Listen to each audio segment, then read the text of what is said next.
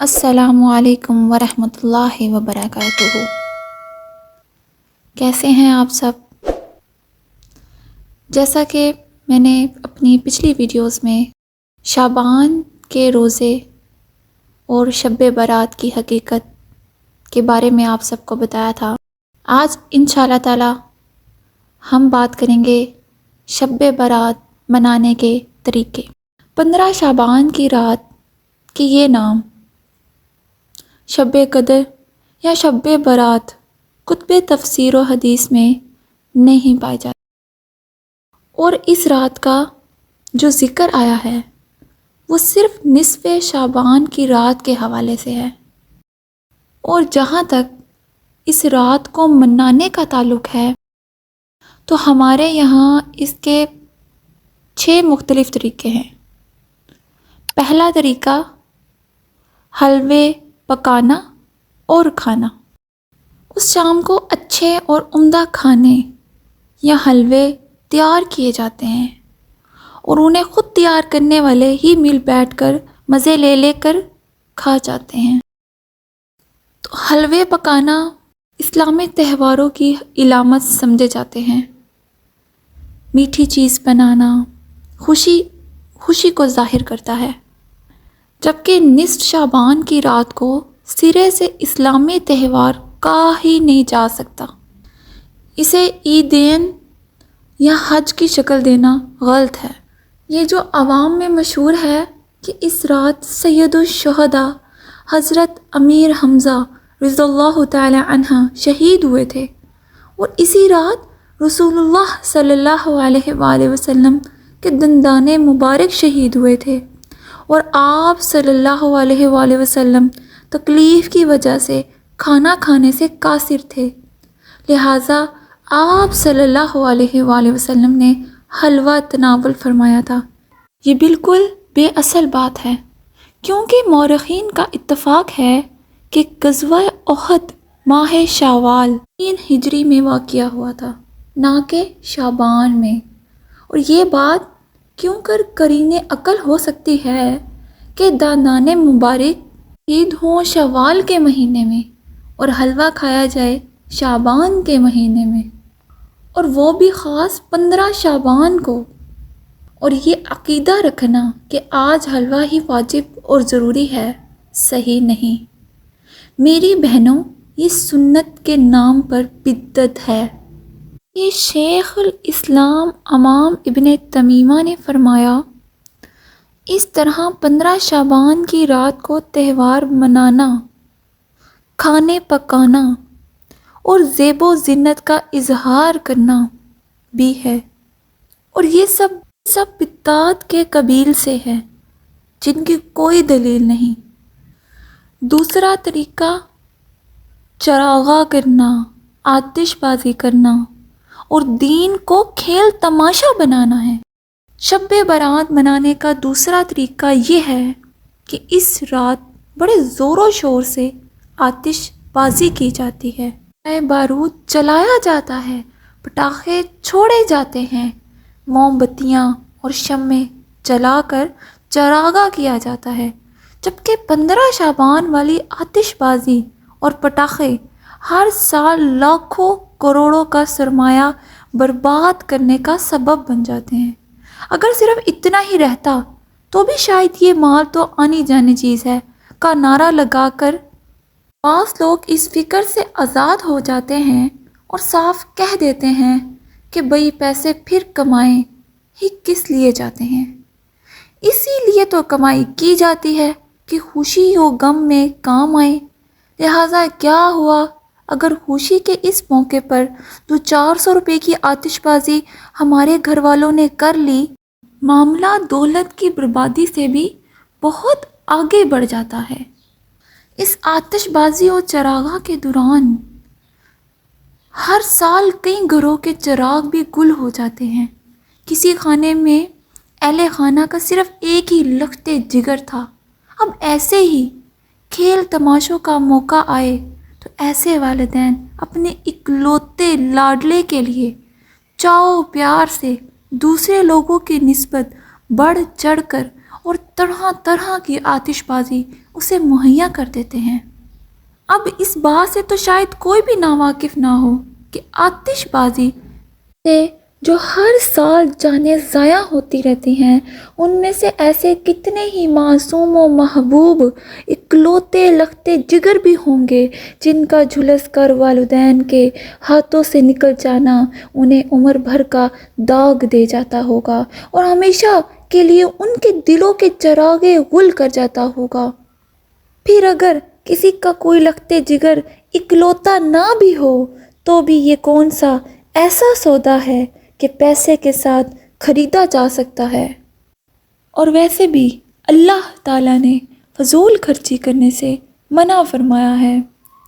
سورۃ اعراف کی آیت نمبر 31 میں فرمان الہی ہے، کُلُوا واشربوا ولا تسرفوا انہ لا یحب المسرفین، کھاؤ اور پیو اور اڑاؤ نہیں، کیونکہ اللہ تعالیٰ اڑانے والوں کو پسند نہیں کرتا۔ قرآن کریم پڑھ کر دیکھیے کہ پہلی قوموں میں سے جن اقوام نے اپنے دین کو تماشا بنایا ان کا کیا انجام ہوا اور انہیں کن کن عذابوں میں مبتلا کیا گیا۔ ہمیں ان قوموں کے انجام سے عبرت حاصل کرنی چاہیے، ورنہ عذاب الہی کوئی دور نہیں ہے۔ اس سلسلے میں سورۃ انعام کی آیت نمبر 70 میں ارشاد الہی ہے، ترجمہ: اور ایسے لوگوں سے بالکل کنارہ کش رہیں جنہوں نے اپنے دین کو کھیل تماشا بنا رکھا ہے اور دنیاوی زندگی نے انہیں دھوکے میں ڈال رکھا ہے، اور اس قرآن کے ذریعے سے نصیحت بھی کرتے رہیں تاکہ کوئی شخص اپنے کردار میں اس طرح پھنس نہ جائے، اس حال میں ہو کہ اللہ سے بچانے والا کوئی حامی و مددگار اور کوئی سفارشی اس کے لیے نہ ہو، اور اگر وہ ہر ممکن چیز بھی میں دیکھ کر چھوٹنا چاہے تو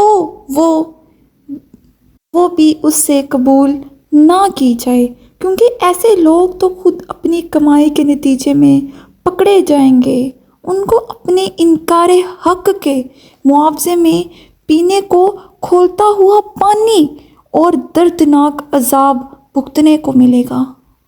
ان آیات میں اقوام ماضیہ کی جو وعیدیں سنائی گئی ہے، ہمیں ان سے عبرت حاصل کرنی چاہیے اور اپنے دین کو آتش بازی اور چراغاں وغیرہ سے کھیل تماشا نہیں بنا لینا چاہیے۔ تیسرا طریقہ جو کہ شب برات پہ اکثر لوگ مناتے ہیں کہ اسپیشلی گھروں کی صفائی کرنا اور فوت شدگان کی روحوں کی آمد کا نظریہ، کہ رات ہماری شب برات ہے تو اس رات کو مردے آتے ہیں، روحیں آتی ہیں۔ یہ کنسیپٹ اس رات کے استقبال کے لیے گھروں کو صاف کیا جاتا ہے کہ فوت شدگان کی روحیں واپس آتی ہیں۔ اس سلسلے میں پہلی بات تو یہ ہے کہ صفائی ستھرائی اپنے بدن کی ہو، لباس و پوشاک کی ہو یا گھر کی، یہ سب چیزیں اسلام میں مرغوب اور محبوب ہے، بلکہ اسلامی تعلیمات میں تو اسے جزء ایمان قرار دیا گیا ہے اور مختلف طریقوں سے اس کی ترغیب دلائی گئی ہے۔ ارشاد نبوی ہے، طہارت اور پاکیزگی ایمان کا ایک حصہ ہے۔ اس حدیث کا اطلاق مسلمانوں کی پوری زندگی کے ہر ماہ و سال اور شب و روز پر ہوتا ہے، تو پھر اس حکم کو صرف ایک رات کے خاص کیوں کیا جاتا ہے؟ لیکن اس رات کے استقبال کے لیے اس فعل کی بطور خاص کوئی دلیل نہیں۔ ہاں، اگر مطلق حکم طہارت پر عمل پیرا ہونے کی مسلسل توفیق حاصل ہو تو حسب معمول اس رات بھی کوئی حرج نہیں، اور اگر تہوار سمجھ کر اور روحوں کی آمد کے عقیدے سے ہو تو پھر یہ عقیدے سراسر باطل ہے۔ قرآن و سنت میں اس کا کوئی ثبوت نہیں۔ مرنے کے بعد کسی کی روح کا واپس آنا شعبان کی اس رات میں ممکن ہے اور نہ کسی دوسرے دن میں، بلکہ قرآن کریم سورۃ مومنون آیت نمبر 99 and 100 میں اللہ تعالیٰ نے فرمایا کہ یہ لوگ اپنے افعال سے باز نہ آئیں گے۔ ترجمہ، یہاں تک کہ جب ان میں سے کسی کو موت آ جائے گی تو کہنا شروع کر دیں گے کہ اے میرے رب، مجھے اس دنیا میں واپس بھیج دے، امید ہے کہ اب میں نیک عمل کروں گا جسے چھوڑ آیا ہوں۔ ہرگز نہیں، یہ تو بس ایک بات ہے جو وہ کہہ رہا ہے۔ اب ان سب مرنے والوں کے پیچھے برزخ یعنی پردہ حائل ہے جو دوسری زندگی کے لیے اٹھائے جانے کے دن قیامت تک رہے گا۔ الغرض، قرآن کریم میں جہاں کہیں بھی روح کا لفظ استعمال ہوا ہے وہاں روح الامین حضرت جبریل علیہ السلام ہی مراد ہے، نہ کہ فوت شدگان کی روحیں۔ چوتھا طریقہ، اجتماعی شکل میں زیارت قبور۔ اس رات اکثر لوگ قبرستان جاتے ہیں، قبرستان میں چراغاں کرتے ہیں، دیے چلاتے ہیں، یہ ٹولے بنا کر جا رہے ہیں۔ لوگ اس رات خصوصی اہتمام کے ساتھ اور اجتماعی شکل میں قبرستان کی زیارت کے لیے جاتے ہیں۔